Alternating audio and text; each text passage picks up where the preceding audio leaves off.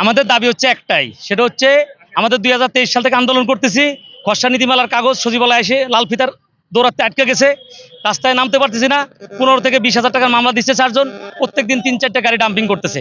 আমরা এই গাড়িতে সমাজের একদম নিম্ন স্তর থেকে একদম আপার স্তরে রুগী টানি।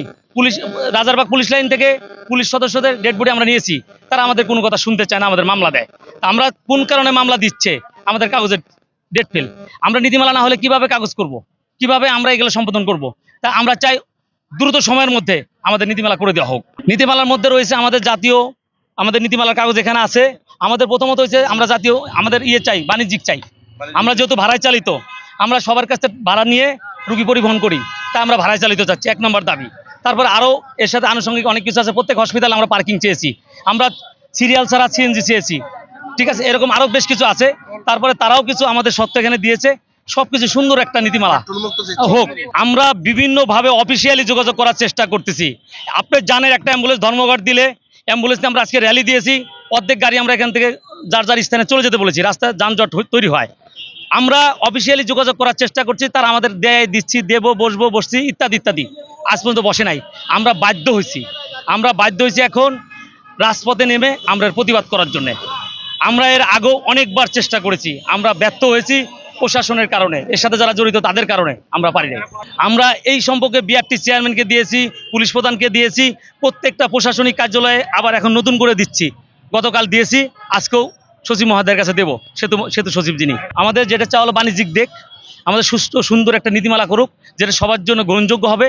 আমাদের নেতৃবৃন্দের সমন্বয়ে একটা কমিটি করা হোক, যাতে আমাদের যে কোনো সময় যে কোনো প্রবলেম হতে পারে সেটার জন্য আমরা সবাই বসে মিলেমিশে সমাধান করতে পারি। মূলত আমরা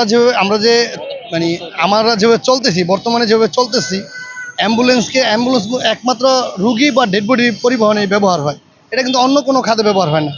আজকে যদি রুগী পরিবহনে ব্যবহার হয়, এই অ্যাম্বুলেন্সটাকে আপনি মামলা করেন, এটা তো সার্ভিস গাড়ি না, এটা রুগী, সার্ভিস দেয় রুগীকে।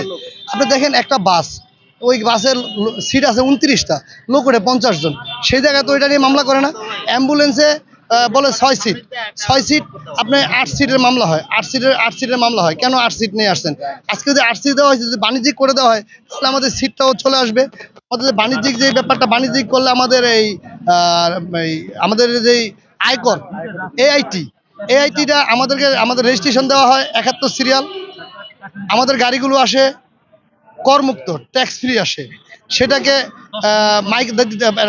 অ্যাম্বুলেন্স নাম্বার করার পরে আয়কর দিতে হয় প্রাইভেটের, এআইটি দিতে হয় প্রাইভেটের।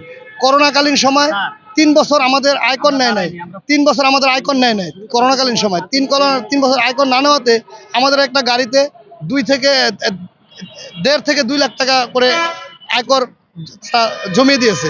এখন 1.5 থেকে 2 লাখ টাকা আয়কর দিয়ে একটা গাড়ির মালিকের গাড়ি কাগজ করা সম্ভব না। আমরা যখন ব্যবসা করি, আমরা বিআরটি চেয়ারম্যান মহোদয়ের সাথে কথা বলেছি, উনি বলেছেন যে আমাদের বাণিজ্যিক, আমাদের মানব সেবায় কাজ করি, আমাদের বাণিজ্যিক যে আয়কর, আমাদের যে রেজিস্ট্রেশন, আমাদেরকে বাণিজ্যিক করে দেওয়া হোক, নীতিমালা, জাতীয় নীতিমালা করে দেওয়া হোক।